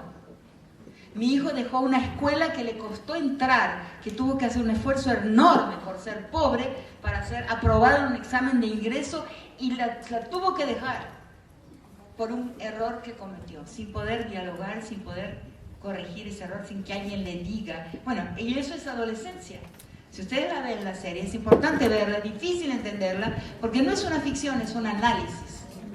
Es un verdadero trabajo de análisis en una situación escolar en que un niño se está haciendo hombre, está obligado a ser hombre, ya le dicen que será un incel, que no podrá ser hombre, que será un célibe porque no tiene cómo ser hombre. Una niña se le niega y él la mata. Entonces ahí se ve la perplejidad de la escuela, de la familia. ¿Por qué nos sucedió esto si somos todos buenos? Porque no está entendida de verdad y cómo debe ser la cuestión de género y la cuestión de la masculinidad, y cómo la masculinidad sacrifica a los hombres, que a veces tienen que hacer lo que no quieren. Si ustedes leen con atención mi texto sobre Ciudad Juárez, hay una línea en la que yo digo: a lo mejor pienso que quien participó ahí no lo hizo queriendo. lo hizo porque fue obligado para formar parte de ese cártel, de esa mafia. Tuvo que hacerlo porque tuvo que ser hombre, y sin ser hombre no podía participar de esa guerra. O sea, cuando digo mucho más años después de mi vida, que me preguntan cómo en Colombia, en la costa pacífica colombiana, una persona así del público que siempre quiero encontrar y nunca más pude encontrar quién fue, me dice, ¿cómo paramos esta guerra? Porque no era una guerra que se podía parar. Las nuevas formas de la guerra no tienen declaración, ni tienen acuerdo, ni tienen armisticio. La característica de las nuevas formas de la guerra, que son lo que ustedes tienen en México, es que son guerras, pero no tienen declaración ni armisticio, y no se sabe claramente de quién contra quién. Entonces, una persona en el público en la costa pacífica que es semejante con lo que pasa aquí de otra forma, o sea, una forma ya de limpiar territorios mediante la crueldad, y muchas veces la crueldad sobre el cuerpo de las mujeres, me dice, ¿cómo paramos esta guerra? Que no puede haber un acuerdo de paz, no puede formar parte del acuerdo de La Habana en Colombia, que se hizo el acuerdo de paz, no podemos hacer un acuerdo de paz, ¿cómo la paramos? Yo me puse a pensar así en público, y bueno, solamente desmontando el mandato de masculinidad, porque lo que lleva a un niño a ser un recluta de un cártel es que tiene que ser hombre, y entonces tiene que mostrar crueldad, y tiene que demostrarse capaz inclusive de matar o torturar o hacer daño a un cuerpo, aunque no sería lo que él haría, pero tiene que hacerlo porque lo más importante en su vida, su lealtad suprema, es la masculinidad, y tiene que mostrarse y titularse. La masculinidad es un título, ¿no? Entonces yo creo, no sé si contesté tu pregunta, pero tenemos que tomar, los hombres son condenados por el mandato de masculinidad a prestar examen constantemente, ¿no? Y eso es algo, debe ser algo, por eso mueren antes. En todas las naciones del mundo los hombres se enferman y se mueren antes. Entonces, nuestro trabajo es mostrarle al poder que no vale la pena, que no vale la pena. Que, además, yo sí creo, estoy convencida de que las mujeres somos más felices, sabemos reírnos mejor. Hay dos humores, el humor de los hombres es con víctimas. Los hombres se ríen de alguien, unas víctimas sacrificiales, y dicen, no, se ríen. Nosotros las mujeres nos reímos de cualquier cosa, nos reímos por el placer de reírnos. Mi hijo mismo me dice, mamá, ten cuidado, te estás volviendo una comediante vos.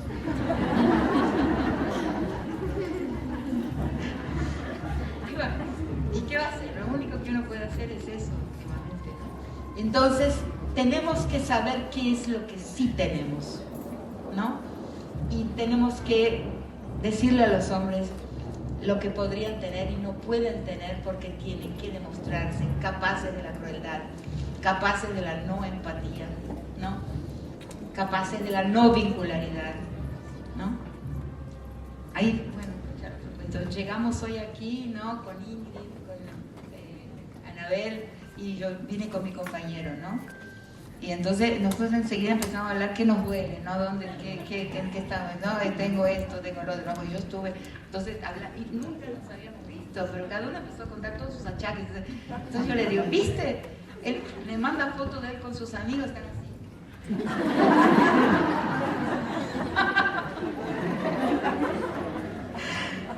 Nosotros podemos contarnos. Yo esta misma exposición que acabo de hacer aquí, un hombre no puede hacerla, no la puede hacer, no puede actuar con semejante espontaneidad y tranquilidad y riesgo inclusive de equivocarse, y mostrándome como soy en la cocina de mi casa.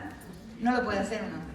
Crea una distancia automáticamente, porque a lo largo de milenios de historia son formados a crear esa distancia. Y nosotros tenemos algo que podemos enseñar al mundo, una politicidad femenina que es distinta, una forma de gestión femenina de la vida y de las relaciones que procede de una forma totalmente diferente, pero no tiene nombre. No le hemos creado retórica, tenemos que crearle una retórica a nuestra manera de ser, y ahí el mundo camina. ¿Y quién nos demuestra que es así? Todo el esfuerzo que nuestros antagonistas de proyecto histórico hacen constantemente para ver si acaban con el feminismo, acaban con las reivindicaciones de las mujeres, acaban con el aborto, acaban con lo que nosotras pedimos es un esfuerzo enorme. Ponen rebaños enteros en la calle. Por la vida. Perfecto. Perfecto, yo también soy por la vida. Pero por la vida en todo lugar. Si yo voy a defender la vida solamente en una barriga de mujer, estoy mintiendo. Porque si voy a defender la vida, va a ser de la guerra, va a ser de la vida de los que tienen hambre, de los que no tienen dinero para comprar remedios y pagar al médico, de la vida de los niños abandonados, de los migrantes. Si me dicen que están defendiendo la vida en todas partes, voy junto. Pero si me dicen que defienden la vida solamente cuando está en una barriga y después cuando sale que se muera, ahí no lo voy a creer. No es creíble. Simplemente no es creíble.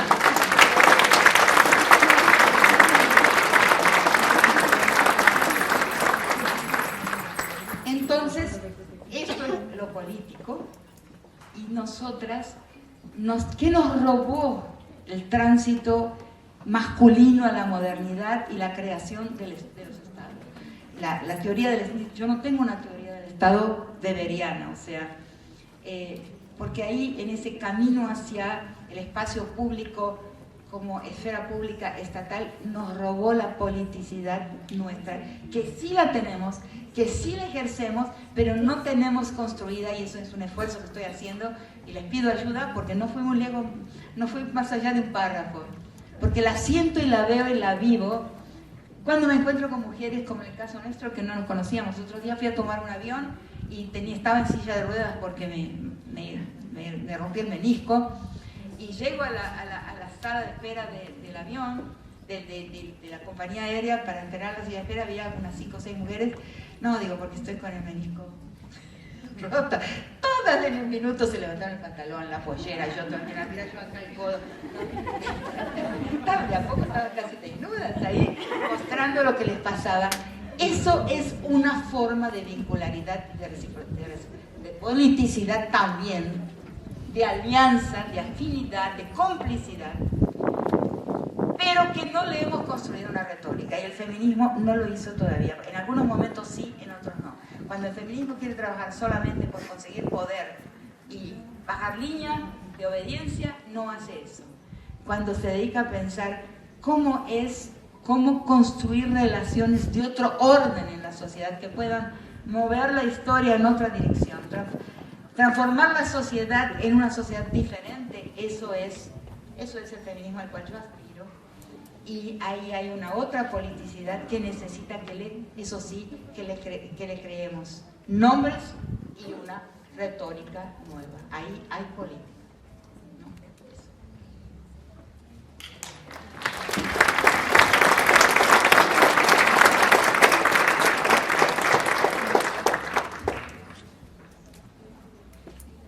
Buenas tardes. Soy Cristina, antropóloga y estudiante de Historia del Arte. Tengo una pregunta. ¿Te presentas? Y soy colombiana. Gracias. Público conocedor. 40 años en Oaxaca, pero sigo siendo colombiana. Bueno, a ver, te presentas diciendo como en el hartazgo de la violencia que vive nuestra sociedad en este presente global, exhumana. Recientemente yo leí sobre el arte posthumano, como una tendencia que hay en donde se hace producción de distinto tipo, con prótesis interesantes, incluso cambios en el cuerpo, más allá de la hipersexualización o la cosmética, digamos, ¿no?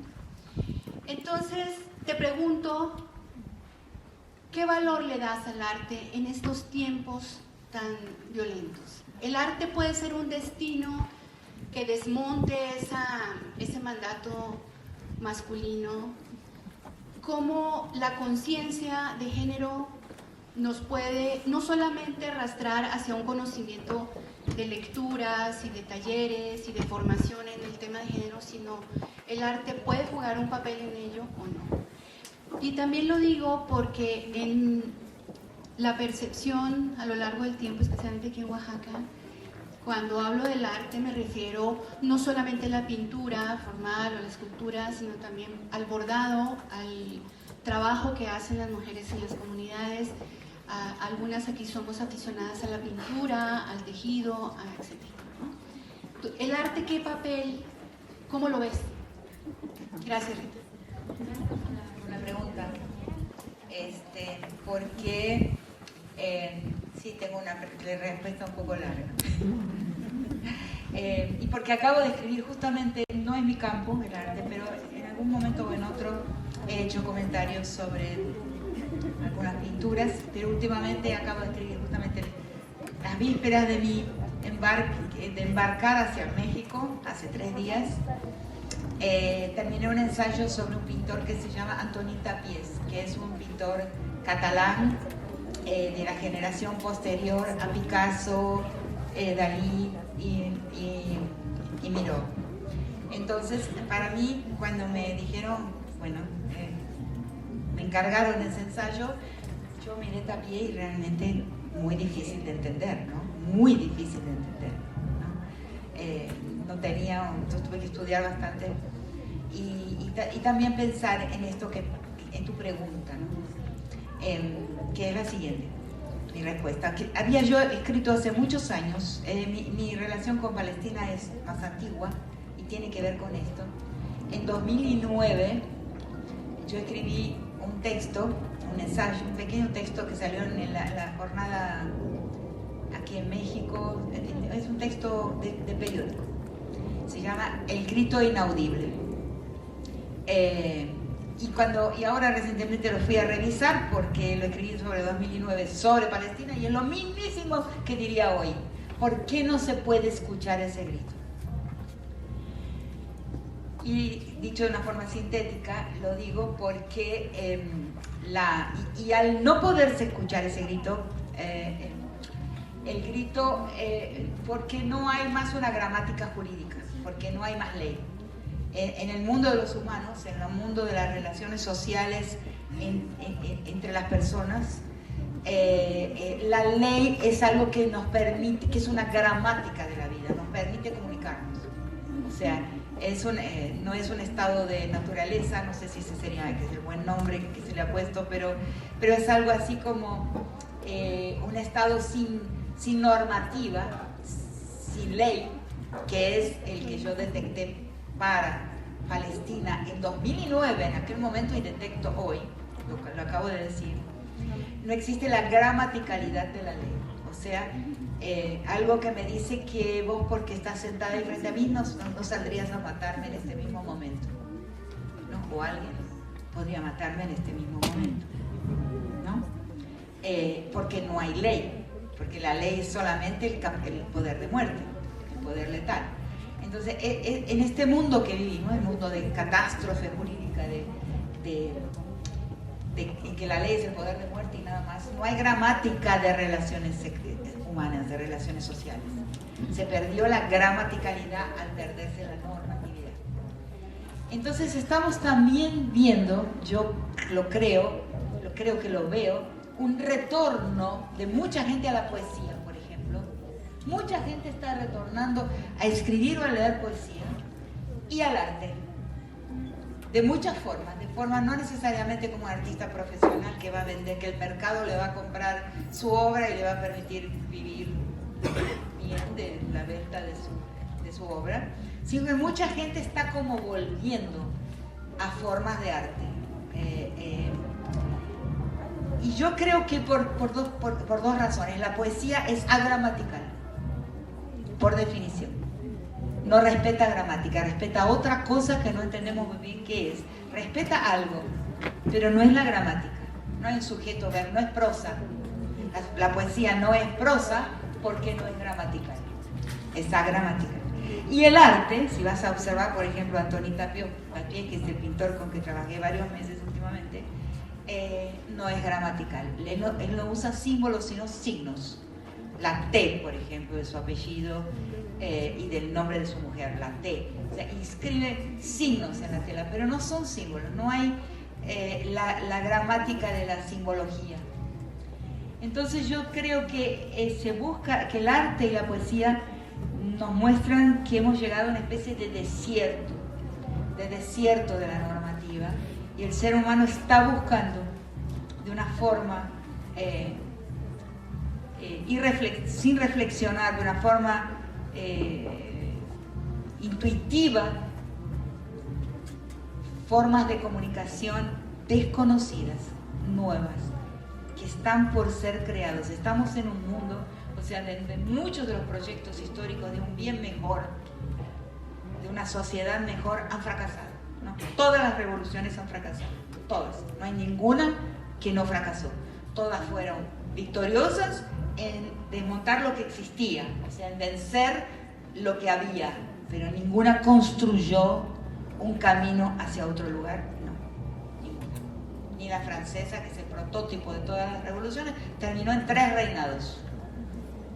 Entonces la humanidad de repente se enfrenta con este espejo de un desierto, o sea, un desierto donde no hay un proyecto claro de hacia dónde, cómo conseguimos un camino hacia ese otro horizonte más benigno, cómo desviamos el rumbo de la historia del lugar hacia donde se dirige, que es la muerte, hacia otro destino, que es la vida. Y yo creo que en lo agramatical las personas están buscando ese rumbo que no está definido, que no tiene leyes, que no está normado todavía. ¿Se entiende? Esa sería mi respuesta.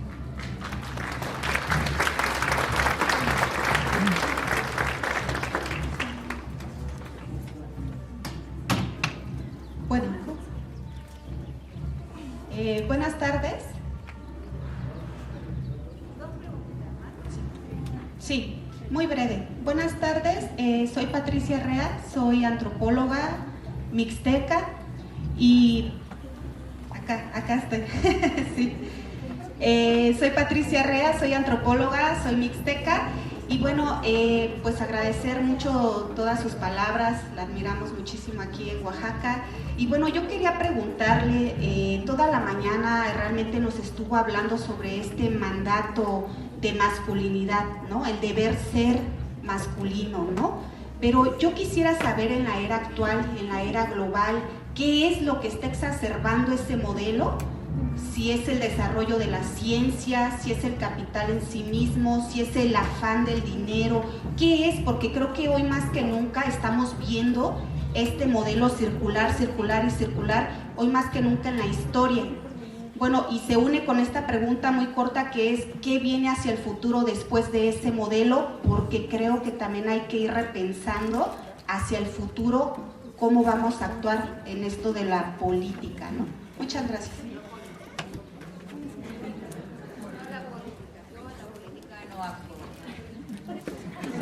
Lo político, se arrastra el suelo caminando, conversando, yendo, creando vínculos, creando asociaciones, sí, pero no asociaciones del tipo que las vincularidades, yo le llamo, el proyecto histórico de los vínculos. Y ahí esas vincularidades, yo hablo mucho de una diferencia, de una tensión permanente entre el proyecto histórico de los vínculos y el proyecto histórico de las cosas. Son 2 metas de felicidad diferentes. Y todas las personas aquí presentes, y yo también, tenemos tenemos ahí un camino, un pie en el proyecto histórico de las cosas, porque queremos cosas. Algunas cosas, unos quieren más cosas, otros quieren un poco de cosas. Y el proyecto histórico de los vínculos. Pero hay un momento en la vida en que invertimos vínculos en las cosas. Perdemos vínculos para conseguir cosas. Y hay otros momentos en la vida, ahí las personas se parten en 2 tipos de personas. Personas que invierten cosas en los vínculos, o sea, invertimos cosas en mantener y producir y conseguir vínculos. O sea, están en tensión dentro de nosotros, pero hay momentos en que la decisión se vuelve indispensable, ¿no? Tengo ejemplos para eso, muchos ya. Entonces, el otro tema es, ahí me perdí en este finalcito, en lo de las, perdón, todavía. Sí, sí, sin duda la masculinidad no fue siempre como la vemos hoy. como estaba diciendo antes, en el mundo comunal, los excesos de la masculinidad del presente no podrían existir, porque había una vigilancia, las puertas estaban abiertas, no había muros entre las casas, o sea, las cocinas eran atravesadas por mucha gente, ¿no? Eran habitadas, atravesadas por toda la comunidad, no solamente mamá, papá y nené, eran abiertas, o sea, entonces ahí, digamos, ciertos los excesos de la crueldad contemporánea no podían existir, ocurrir. Y eso yo lo vi inclusive con el avance del Estado Nacional en el Brasil, en el mundo de las mujeres indígenas, durante esos más de 10 años en que el Frente Estatal, empresarial, mediático y cristiano avance hacia el mundo aldea, ¿no? Las aldeas tienen estructura comunal y avanzó ahí, claramente las mujeres iban mostrando señales de violencia que antes no existían. Entonces, pero ¿cómo has permitido que te apaleara tu marido de esa forma, que te quebró una pierna? Y no le dijiste al cacique. Y el cacique dijo, y es la familia de ellos. Empieza a aparecer la familia nuclear y la familia cercada por muros, que es cosa de cada persona, que es cosa de la familia, no es cosa de la comunidad. Cuando la comunidad se desprende del orden familiar, ahí la violencia empieza a aumentar muchísimo. Y ahí entra otro tema, porque me dicen, no, pero es verdad que existe la violencia del hombre indígena, del hombre negro.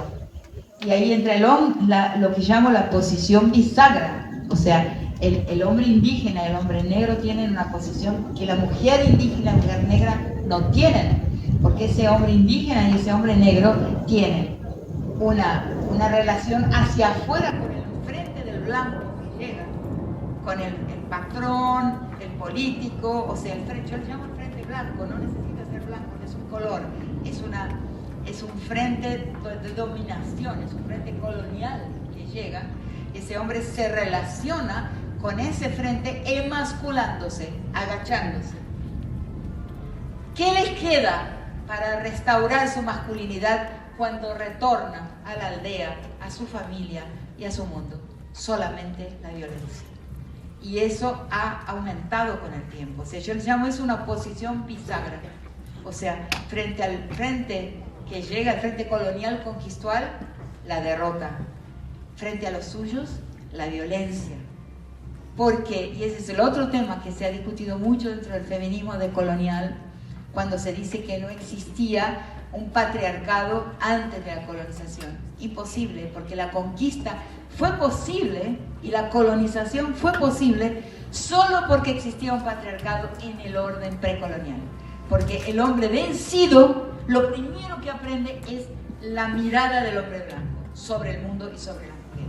Y ahí está la derrota de nuestro mundo, de nuestras costas, de nuestras sociedades. O sea, en la mirada del conquistador, lo primero que aprende el hombre derrotado en la conquista. Y la mujer no la aprende. La conoce, sabe de qué se trata, pero no la aprende. No mira el mundo con esos mismos ojos. Lo primero que aprende este hombre es mirar al mundo con los ojos del conquistador. Al cuerpo como cosa, a la vida como cosa. La cosificación de la vida es el aprendizaje de la mirada del hombre conquistado, de la mirada del conquistador. ¿Entienden? La inoculación dentro de su ser de una mirada cosificadora sobre el mundo. La mujer no la aprende. Y solo por eso la conquista fue posible, porque ya existía un orden patriarcal masculino antes de la conquista, pero con otras características que yo les llamo de un patriarcado de menor intensidad, ¿no? Y un patriarcado que no es igual al patriarcado que pasa a imponerse después del orden conquistual. Y le llamo patriarcado de baja intensidad o de bajo impacto. Entonces, ¿pero qué pasa hacia el presente? Porque eso se está todavía exacerbando más y más y más, que es una excelente pregunta. Porque el hombre está emasculado por la concentración económica. O sea, pensemos un segundo, hay 8 personas, 8 hombres, los 8 de nacionalidad en este momento. No son los 8 de origen norteamericano, pero los 8 son de nacionalidad norteamericana, que concentran una riqueza mayor que la mitad de la población del mundo. O sea, el problema con la concentración de la riqueza, con la acumulación-concentración, no es solo que existe concentración, sino el ritmo de la concentración. Es un ritmo que dentro de poco serán dos y se pelearán entre ellos y acabará el mundo. O sea, será una guerra mundial letal, porque hace poco eran 20, después fueron 15, ahora son 8 los que son dueños de la mitad de la riqueza del mundo. O sea, eso lo ven los números exactos si abren el sitio de Oxfam, que fue hace muchos años. El sitio de Oxfam va mapeando el ritmo de la concentración. Entonces, la mayor parte de los hombres hoy son desposeídos. O sea, hace muy poco tiempo el hombre era el proveedor. En mi generación todavía el hombre era todavía el proveedor. Hoy nosotros lidiamos y nos relacionamos con muchos hombres de bajísimas posesiones. Son hombres más mochila que otra cosa.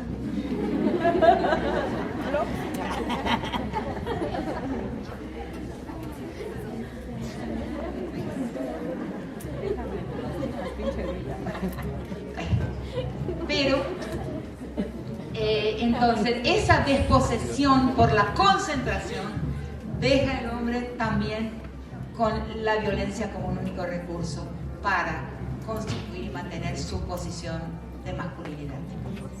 Esa está bien, ¿no? Esa respuesta yo no la tengo clara.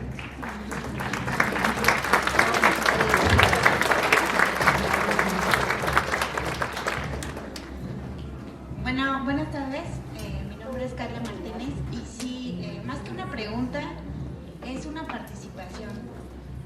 Hace años cayó un libro tuyo en mis manos, hace muchos años, y después leí otros libros, ¿verdad? Y algo que yo creo que me impactó, y estoy segura que me impactó en todo, fue, y recuerdo esto muy bien que decías, que el cuerpo de las mujeres es un lienzo en blanco para que cualquier violencia fuera dibujada sobre nosotras.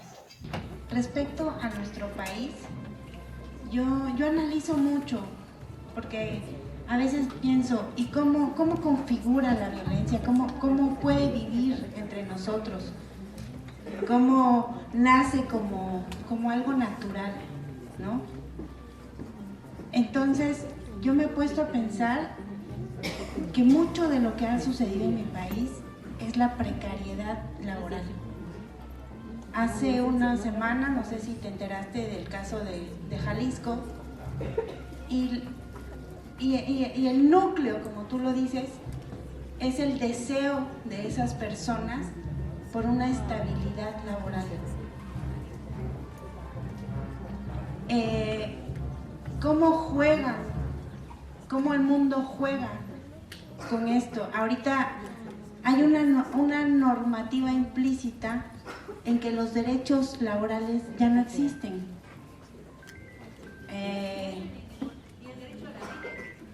Entonces, por eso te digo, es más que una pregunta, es esto que tú dices y quiero que lo vuelvas a decir, porque muchas de las que estamos aquí, algunas estamos, pero también para retomar eso, el tema del feminismo. ¿Por qué estamos aquí?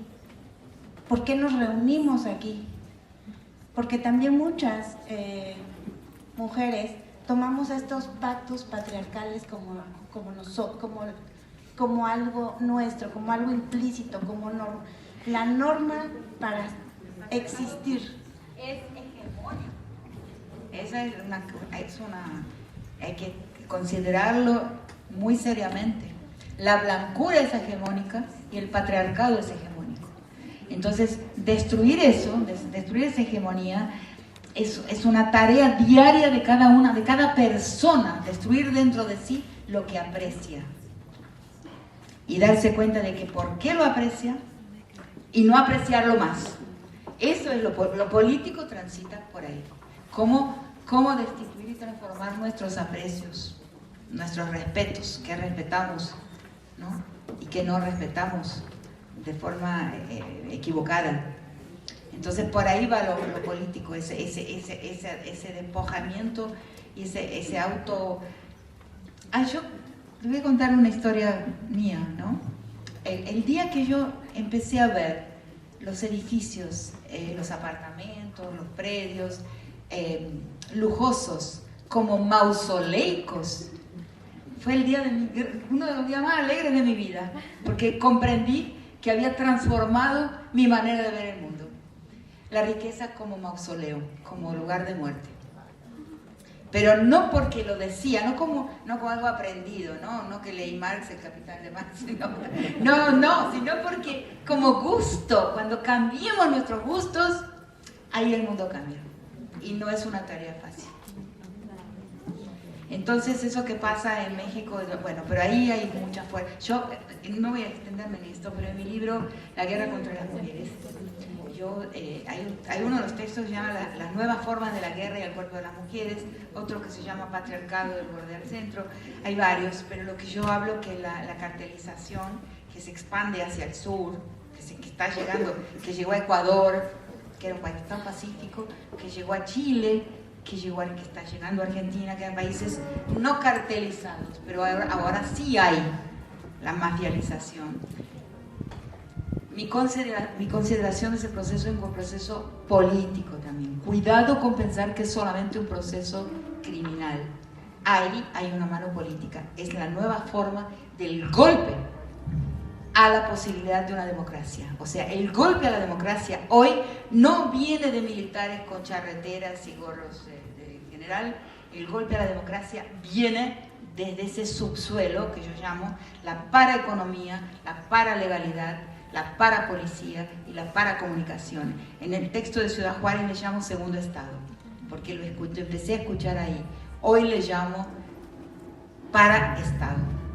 No le llamo narcoestado, porque en la imaginación colectiva, yo aprecio mucho se llama la autora que habla del narcoestado, profesora de la universidad. Que es profesora en la Universidad de Baja California.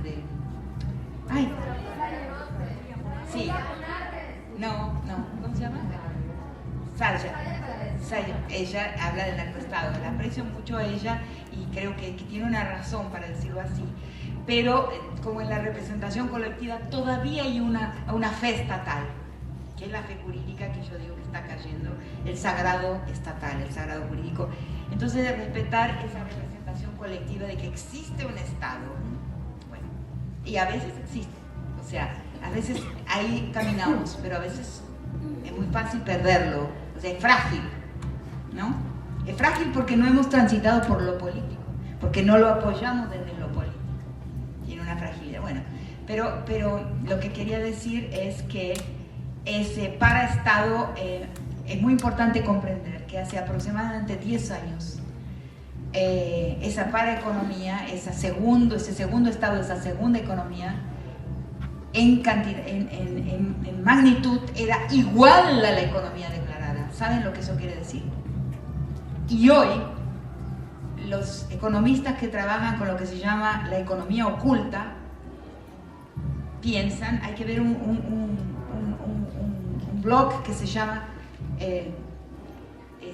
Tax Network Justice, el tax de la justicia impositiva, que en el mundo entero es un blog mundial en todas las lenguas, existe en español también, va mirando cuánto es la economía oculta.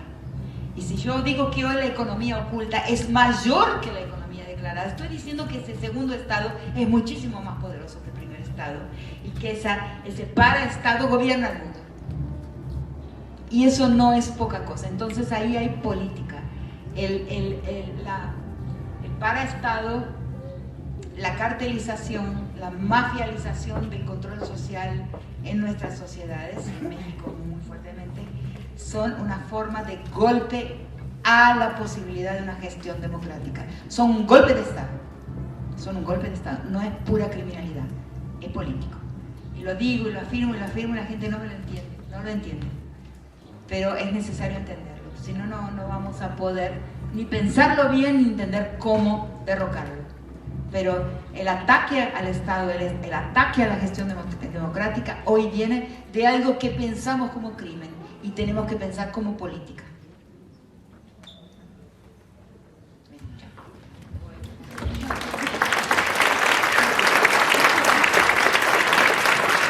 Estimada doctora, de parte de todos los convocantes a este conversatorio, la Universidad Autónoma Benito Juárez, la Secretaría de las Mujeres, la Secretaría de las Mujeres Estatal, el Colegio también de San Luis Potosí y la Universidad Comunal, le hacemos entrega de este reconocimiento por estar el día de hoy aquí, acompañándonos a todas, que su palabra y su mensaje resuene